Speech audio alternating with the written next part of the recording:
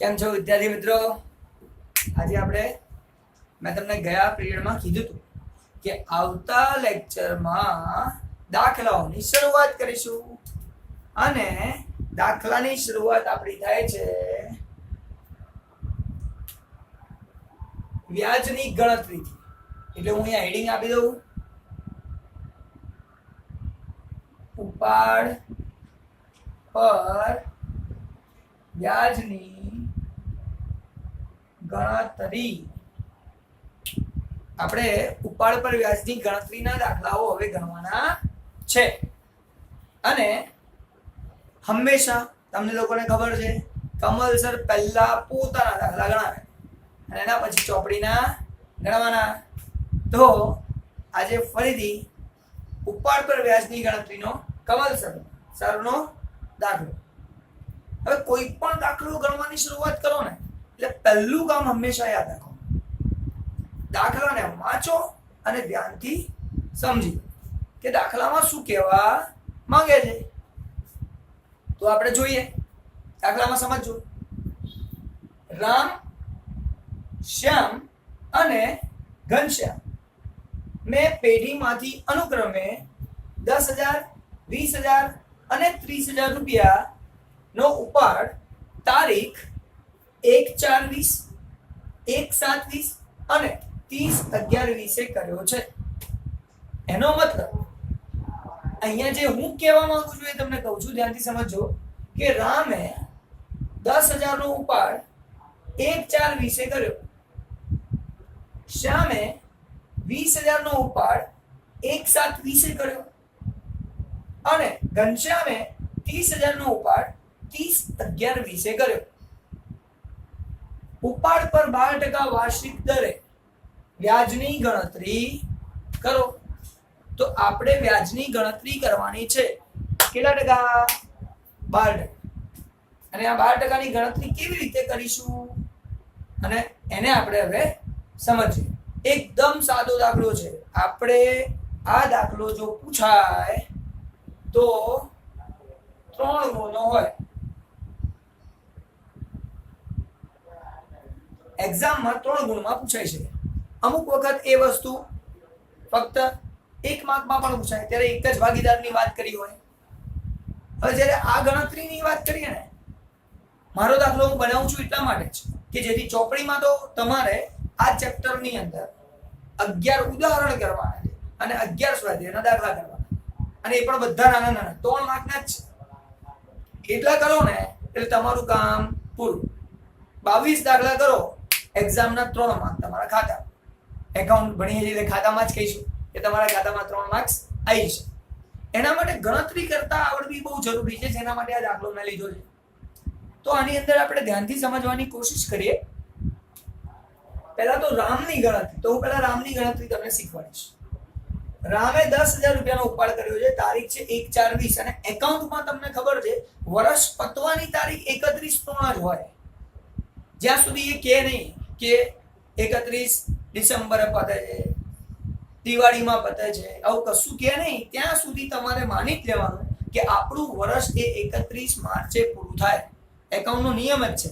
એનું કારણ છે કે ગવર્મેન્ટ આપણી જોડેથી છે ને 31 માર્ચે હિસાબો માંગે, એટલે આપણે એ જ હિસાબો રાખીએ છીએ, હું માનું.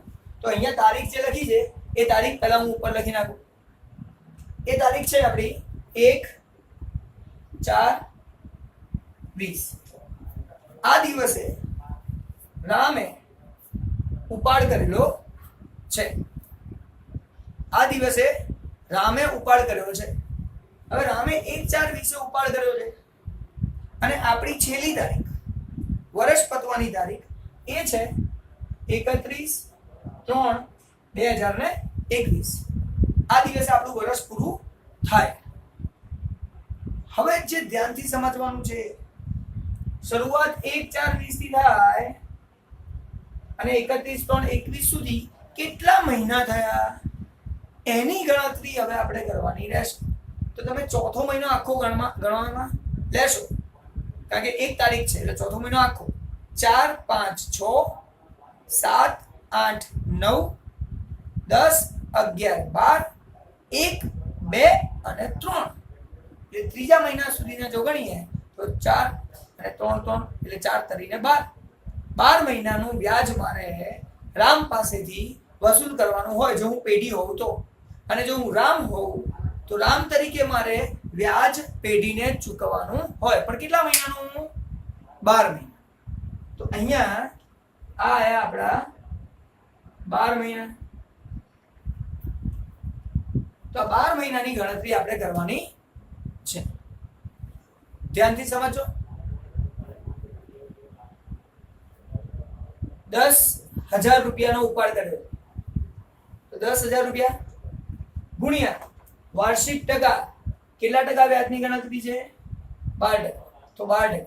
10,000 ગુણ્યા 12% ગુણ્યા કેટલા મહિના છે? 12 મહિના. તો ગુણ્યા 12 ભાગ્યા 12.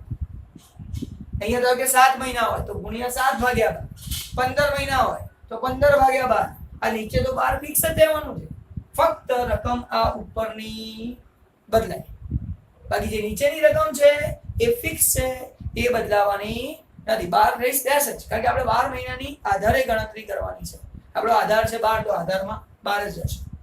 તો ફરી આ વ્યક્તિએ ઉપાડ કર્યો છે, રામે ઉપાડ કર્યો છે 10,000 રૂપિયા. તો 10,000 ગુણ્યા ટકા 12% ગુણ્યા 12 ભાગ્યા 12 એટલે આપણો જવાબ આવશે 1200 રૂપિયા. તો 1200 રૂપિયા રામે પેઢીને ચૂકવવાના છે, પેઢીએ રામ પાસેથી વસૂલ કરવાના છે.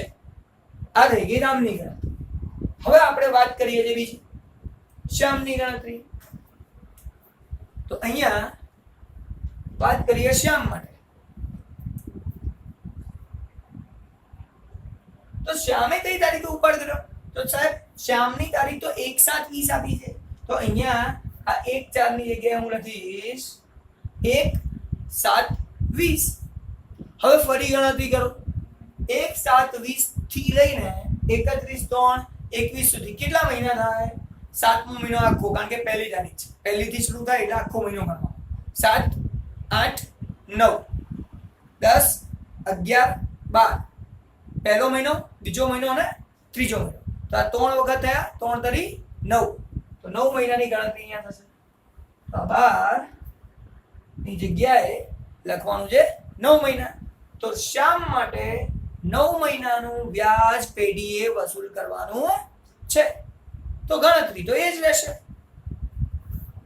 20,000 રૂપિયા છે તો 20,000 ગુણ્યા 12%, સાહેબ 12% એ નહીં જશે, ગુણ્યા 9/12. મેં તમને પહેલા જ કીધું બદલાશે તો ફક્ત આ ઉપરની મહિનાની રકમ. અહીંયા 9 છે તો 9/12. ઉપર 12 હતું તો 12/12. 15 હોય તો 15/12. જે હોય એ ગણતરીમાં લખવાનું. તો તમારો જવાબ આવશે 1800. શ્યામે 1800 રૂપિયા પેઢીને ચૂકવવાના છે.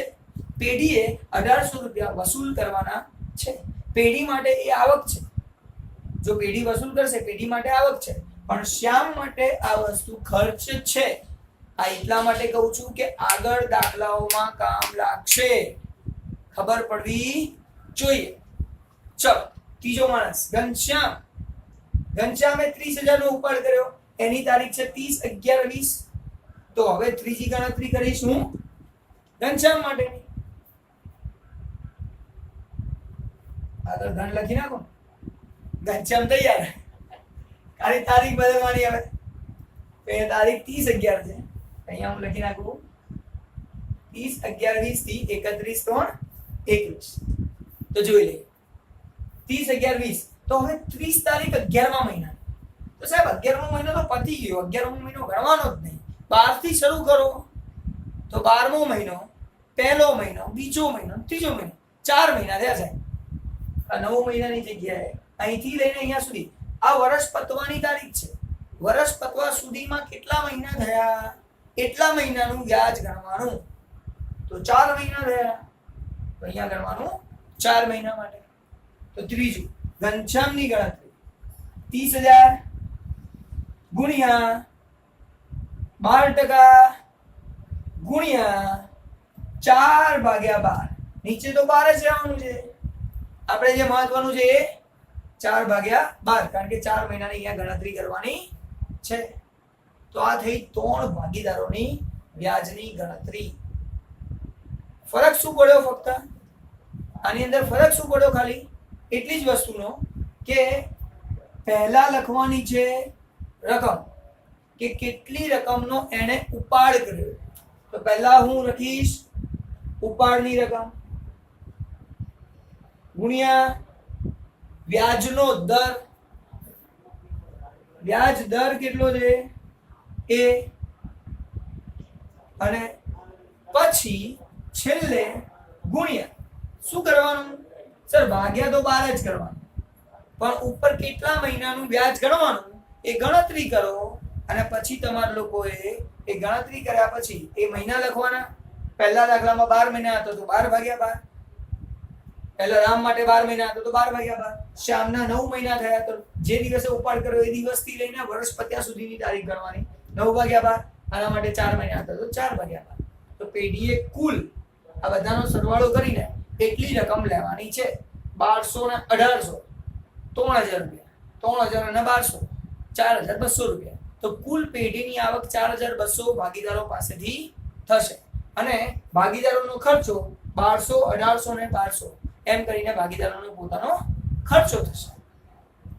આ થઈ ગઈ આપણી વ્યાજની ગણતરીનો એકદમ સાદો દાખલો. આની અંદર જે મારે શીખવાડવાનું હતું એ તમને આ તારીખ ગણતા શીખવાડવાની હતી, કેટલા મહિના થયા. બસ આટલું જ મારે તમને શીખવાડવાનું. Thank you very much. હવે પાછો મારો દાખલા સાથે ફરી મળીએ છીએ બીજા પિરિયડમાં. તરત મળીએ છીએ, તરત જ. Thank you very much.